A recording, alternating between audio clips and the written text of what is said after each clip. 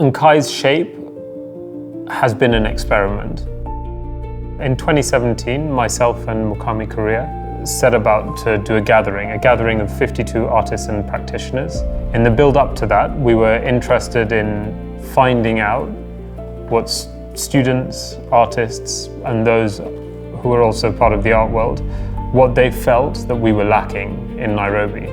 Repeatedly, people would say we needed a different type of higher education to what was currently available, and also a non-for-profit art space. And that really got me thinking. It took me about 3 years before I'd also reached out to Ayako Bertoli, and through our discussions, the shape of what Ncai would began to form. So in 2020, Ayako moved back to Nairobi, and we set out to find a space for the Nairobi Contemporary Arts Institute. My first encounter with the Ncai was actually before it was founded. I went for the gathering that was held in Naivasha. It was essentially kind of an assembly of artists from the continent and the diaspora. And then after it was founded, I remember coming for Senwadu's exhibition, and that was really important because Senwadu was some of the first artists whose work I saw when I came to Nairobi, but I hadn't seen his work for years. So that was kind of a great way of introducing myself to this space. Beyond wanting to do something that was a non-profit space and a different type of higher education, there were a couple other ideas that became important. The exhibitions program would be key. The exhibitions program would set a tenor that would provide the means of engagement with the wider arts community.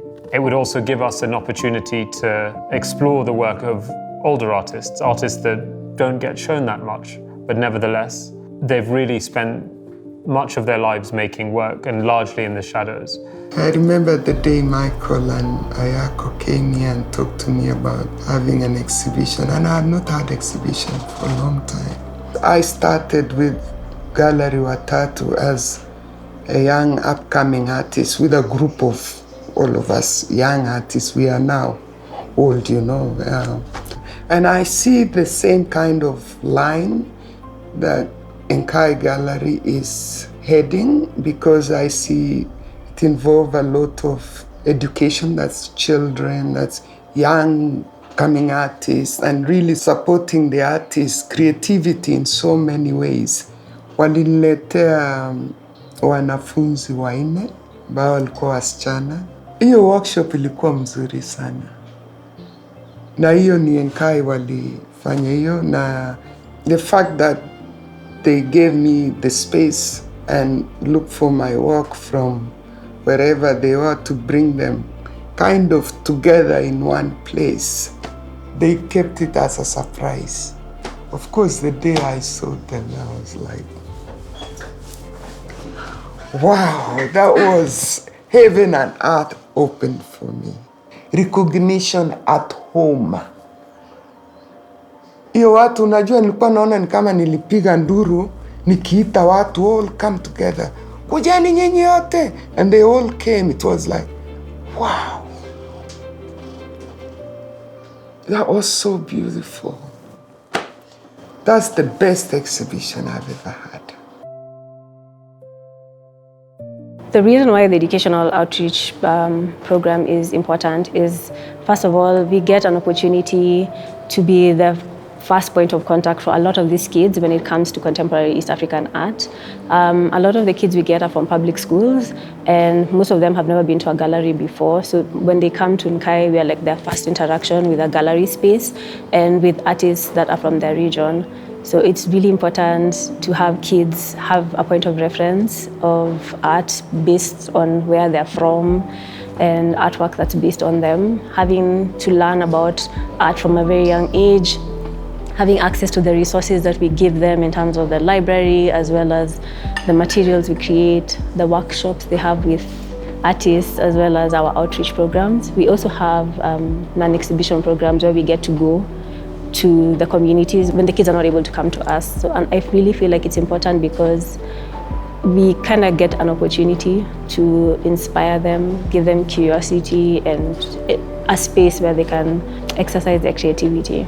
I find the books that we have in our library to be very impactful and very educative to not only the staff at Ncai, but even our audiences who come to our space, because most of the books that we have in our library tend to be based on exhibitions that have happened outside our country and even the continent.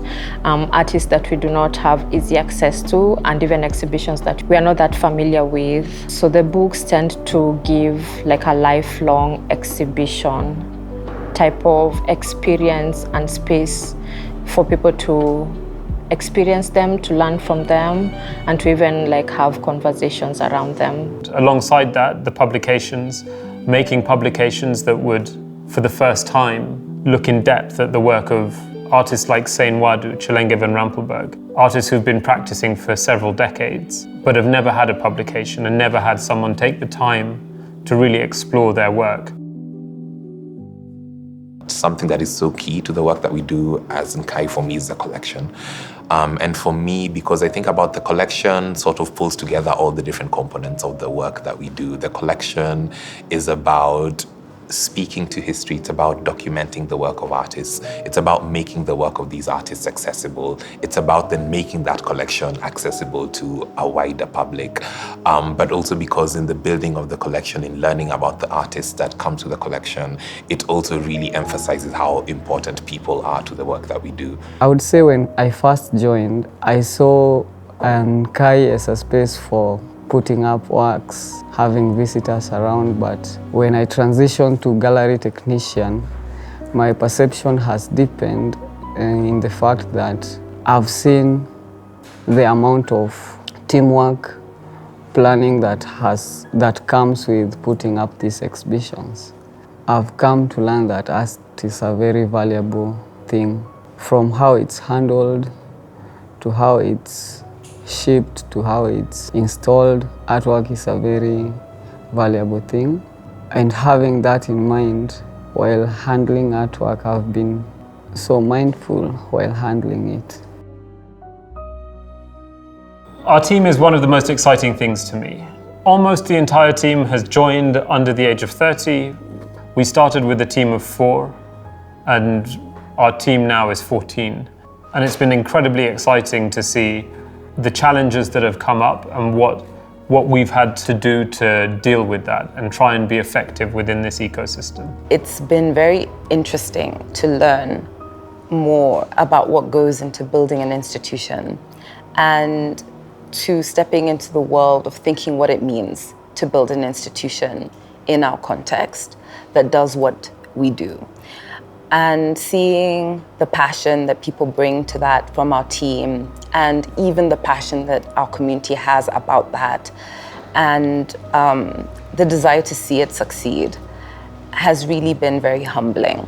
For me, Ncai is a place to connect with our local art heritage and regional art heritage.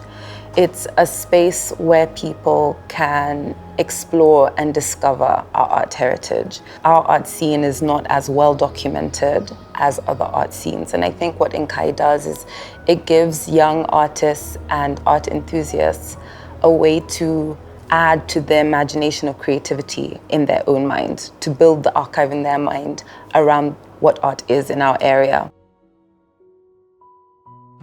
As art is at the heart of culture, and culture is the heart of a community, it's the place where people gather. An art institution must also function like that, to invite people in, to invite conversation, to invite spaces that people can sit and reflect and contemplate and be challenged by. And also spaces that encourage people to be together, that encourage community. And so like that, it's been fundamental to our mission that we are open to everybody, that we are free to everybody, and that we treat everyone that comes through our doors the same. As we look to the future, and as we look to broaden our endeavors as an institute, it's become apparent that we will need a permanent space going forward. And it's been incredibly exciting to work with a local architect, Kujenga Group, and Basharat Verji, who's the lead architect, on developing a concept for our future building. The building, the aspiration for the building was to try and represent some of that incredibly strong local heritage or regional heritage in a modern way. And so we looked very closely at some of the vernacular homesteads of Kenyan communities. And so we wanted to interpret a historical arrangement of a homestead in a contemporary way. And so we hope that it can be a modern interpretation of a very strong historical local tradition in the built environment. The space also provides a park that looks onto the water, which gives us the opportunity to develop a public space alongside the Arts Institute. The material choices for the building are at one level quite simple, but in another way slightly complex. We hope to use the volcanic rock that underlies the site. So by using something that is local, that's present on the site, we hope that the building will be off its place. The material is incredibly low embodied energy, so from a sustainability and environmental sustainability perspective, it will be hopefully with an entirely load-bearing structure, a highly sustainable building. It will create significant opportunities for local employment because this stone is extracted manually in a local context and is assembled using local labor, local know-how. The space gives us an opportunity to further develop the idea of the function of a collection and how that collection becomes available even when it's in storage. So at the heart of that space, there is a visible storage. It will be open to everyone who comes in, so they can go in and ask for the racks to be opened.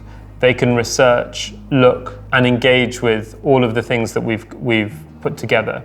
Part of the work of building an institution and thinking about what work an institution can do in this context is, I think it gives us so much room to think about what is possible. It gives us room to ask ourselves, what is it that the communities that we're trying to serve needs? It gives us room to think about what are the people who are working in this organization, what are the different ways they're coming into this space, what are the things that are interesting to them, what might that look like for them in terms of growth at a personal level, at a career level. So it's more about really thinking about the shape of this institution in 5 years, in 10 years, in 20 years. I think that's what's most exciting for me. One of the things that I think is very powerful about Ncai is, aside from being a place for artists to come, it's becoming a community for many people to come and connect and share around the art scene. You see, Ncai has really opened up a space that was not there for my age group artists before. We didn't do art talks. We were just to bring the work and the exhibition, take photographs, and that was it. It really makes me very happy to know some years back, generations to come will see the work of so many artists, those who have already gone before us, and those who are still to come, and those who are still asking to be born. Like for me, I know now, they will be seeing my work years and years to come from now. That's the joy, and I think it's the joy of every artist in East Africa.